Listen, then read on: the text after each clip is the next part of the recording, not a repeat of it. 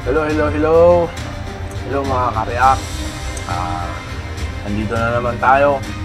Magbibigay mayroon na naman tayong video at mayroon na naman tayong bagong reaction.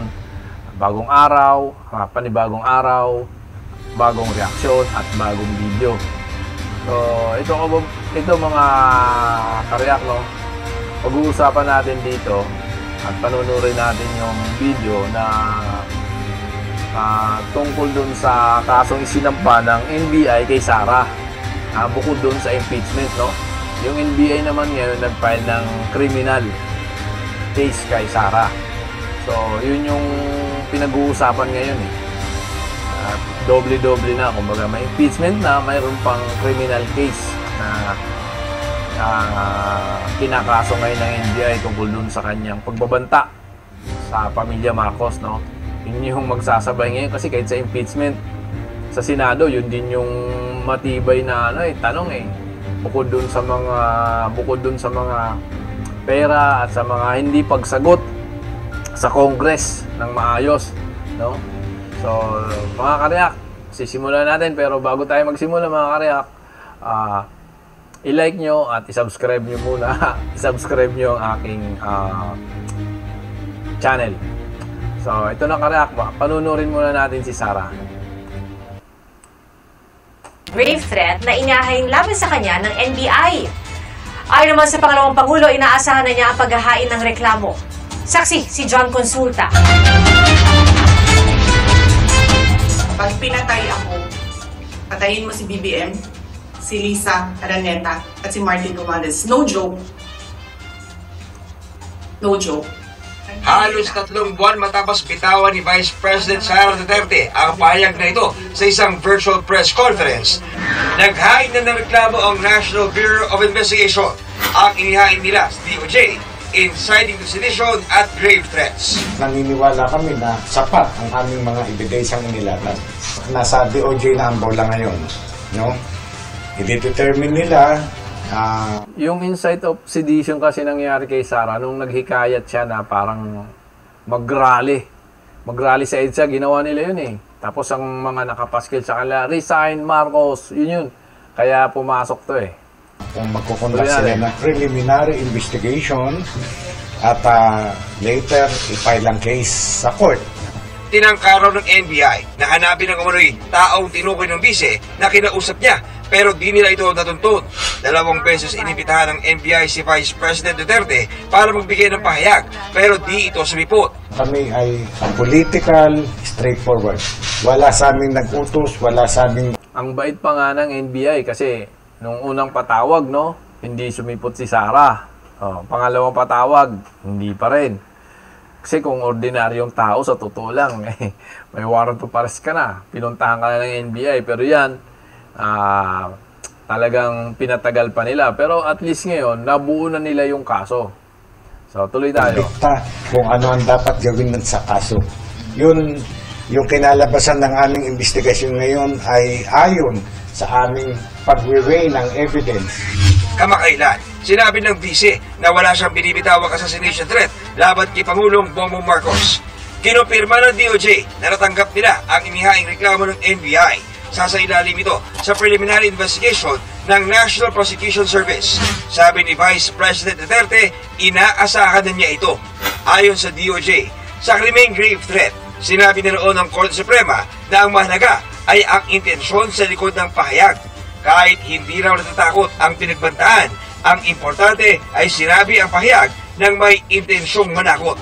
Sa krimen namang inciting to sedition, sinabi rin ng Korte Suprema na hindi saklaw ng proteksyon sa free speech ang mga pahayag na naghihikayat ng karahasan o rebelyon. Hindi rin daw kailangang aktwal na mangyari ang karahasan basta't matukoy na ginawa ang pahayag ng may intensyong manghikayat ng gulo. Ang mga pamantayang ito raw ang pag-aaralan ng mga prosecutor batay sa ebidensyang inihain. Kung kasuhan man ng DOJ ang bise, walang nakikitang epekto si Senate President Jesus Escudero sa impeachment. Pwede magpatuloy yon ng sabay, pwedeng mauna, pwedeng sumunod. Dinidraft ngayon ng Senado kung ano ang magiging bagong impeachment rules. Ayon kay Senate President Jesus Escudero, ang balak ngayon, patapusin muna ng Senado ang eleksyon sa May 12. at ang State of the Nation Address ni Pangulong Marcos sa July 21. Mahigit 5 buwan pa bago ang SONA. Kaya sabi ni retired Supreme Ito guys, no, pakinggan natin tong ni retired Supreme Court Justice ba siya? Retired Justice Ascuna tungkol dun sa impeachment ni Sara. Court Associate Justice at Constitution Framer Alov Ascuna, baka may dumulog sa Korte Suprema na baliwalain ang pagpapa-impeach ng 19th Congress sa vice. The Supreme Court might say it's too late because you need a new complaint because there's a new House of Representatives and therefore it's subject to the 1-year rule that you cannot. Yun naman ang niya lang, kung baka may magsampa daw ng kaso ay magsampa ng reklamo na baliwalain na ang pinail ng Congress sa impeachment kasi kumbaga magpapalit din kasi ng Congress Pero ang sagot dyan ni Chis Escudero naman, pakinggan na rin natin. You cannot file more than one impeachment case. Hindi naman daw ito mangyayari, depende sa aksyon ng Senado na tatayong impeachment court. Unless the tribunal has already acquired jurisdiction, because jurisdiction once acquired is not law. Sabi naman ni Escudero, may jurisdiction na ang Senado. Meron ng jurisdiction ang Senado dyan sa kasong yan dahil tinanggap na namin Mag-convene man o hindi yung korte to receive evidence, mag-i-issue na ng mga jurisdictional orders ang impeachment court na ito. Kaugnay ng pagpapasagot, na pag-usapan na natin yan. Pagpapasagot sa nasasakda. So ayun na nga mga kareak, no? Hanggang dun lang muna natin at yun na nga ang sabi ni Chis wala namang problema kasi nasa kanila na ang kaso. Ang gagawin na lang nila mga ngalap na ng magpipresenta ng ebidensya at si Sara kailangan bigyan na nila ng sulat para sagutin yung reklamo. So yun na yung gagawin nila kasi nasa kanila na yung reklamo ng Congress. So ngayon mga kareak, punta naman tayo doon sa mayroong isang reactionist din na isang magaling na reactionist na si Boss Mike Cervera. Hiramin natin yung kanyang kaprasong video. Panoorin natin yung pagtanggi naman ni Sara, no? Kasi yun talaga yung mabigat na kaso niya. So panoorin natin mga kareak yung pagtanggi ni Sara para hindi lang natin makalimutan, no? Yung kanyang pananalita noon, yung pagtawag nito, yung banta niya noon, para lang hindi natin makalimutan. So kailangan nating ulitin mapanood. Eto, panoorin natin. Sino nagsasabi na magpapapatay ako? Sino lang naman ang nagsasabi na ipapapatay ko sila? Wala ako sinabi ganyan! Diba, mga kababayan? Ganyan na ganyan po! Itong si Sara Duterte. Diba? Nung nakaraan, ano sabi niya? Sa speech niyang walang kakwenta-kwenta. Binabasa na lang mga kababayan, nakakalimutan pa. Dito pa ako mga kababayan, nabubulol lang. Yung pagkabulol ko, minsan, normal lang yan. Kaya ito mga kababayan, hindi ho ako nakakain ng pek-pek ng baboy Akala lang nanay ko dapat ang ipakain Pek-pek ng baka Yung pala mga kababayan, baboy pala. Ayun, mga kababayan, kaya nabubuyoy-buyoy ako minsan Kung sabi niya, Aichang, congratulations naman sa 1.1 likes. Maraming salamat po. Sa mga gusto pang humabol, hindi ho bawal yan. Walang bayad. Opo magkaka-t-shirt pa kayo. Opo. So mga kababayan, syempre itatanggi yan. Itatanggi. Eto, pasok. Naman natin i-deny niya Pero hindi yung nagdi-deny yung video yung pinakita natin. Correct! Hindi nagdi-deny yan! Ano ba yung video na yan? Mga kababayan, pakita lang natin ulit, para maliwanagan ng karamihan. Sapagkat mga kababayan, marami na yata nakalimot sa video na yan, mga kababayan ko, dapat hindi natin kinakalimutan yan. Eto, tingnan nyo. To the President. Kapag ako, si BBM, Lalang nagsasabi niyan. si Lisa Araneta at si Martin Romualdez. No joke. Sila nagsasabi may assassination. Not make an assassination threat to the president. Sila lang nagsasabi niyan. Sila lang nagsasabi may assassination. Sila nagsasabi may assassin, may gunman. Next po, GDB. Not say that. O, kita nyo, todo tanggi na siya. Yan po yung huli niya na, mga kababayan, na mensahe sa sambayan ng Pilipino. Oo, please follow my FB account, pakipalo naman. Oo, si Marichu, Punatsu, opo yan po yung FB account ni Selpa, oo. Pakipalo niyo naman po, para sipagin pa to, mga kababayan, ha? Oo, Selpa, yan, lalagay ko dyan. Mga kababayan, sa mga hindi pa nakakapag-follow dyan, paluhin nyo na yan. Paluhin. Eto na, Sara Duterte, ang matinding revelasyon ng kanyang pagtanggi matapos niyang pagbantaan ang buhay ng Pangulo nating pinakamamahal at ng kanyang First Lady, walang iba kundi si Lisa Araneta Marcos at ang ating Speaker Martin Romualdez. Nako mga kababayan, eto na yung pagkambyo mula sa kinta, nilagay sa permera. Ganun kabilis kumambyo ito si Sara. Di ba mga kababayan? Ganun. Oo, eto na. Panoorin nyo. I did not make an assassination threat to the president. Sila lang nagsasabi niyan. Sila lang nagsasabi may assassination. Sila nagsasabi may assassin, may gunman. Next po, GDB. Not say that. Not say that. Di ko sinabi yan. Di ko sinabi. Uray pay, nilkataran nyo, takatang-katang ko. Uray pay ka na o. Nilkataran nyo, tikatang-katang na. Madila ka ng imbaga. Iyot ni Nana, naka-ul-ul ba? Napakasinungaling po ng ating Vice Presidente. Ano po? Huwag kang mag-alala, ma'am. Yan. Sa security ko. Kasi may kinausap na ako na tao. Sinabi ko sa kanya, kapag pinatay ako, patayin mo si BBM, si Lisa Araneta, at si Martin Romualdez. No joke. No joke. No joke. No joke. Nagbilin na ako, ma'am. Nagbilin na. Pag namatay ako, sabi ko, huwag ka tumigil na. Hanggang hindi mo mapatay sila. Kita nyo! Napakasinungaling talaga! Yung mga kababayan, mga ka-react. So, tapusin na natin yung ating video. Yun na nga.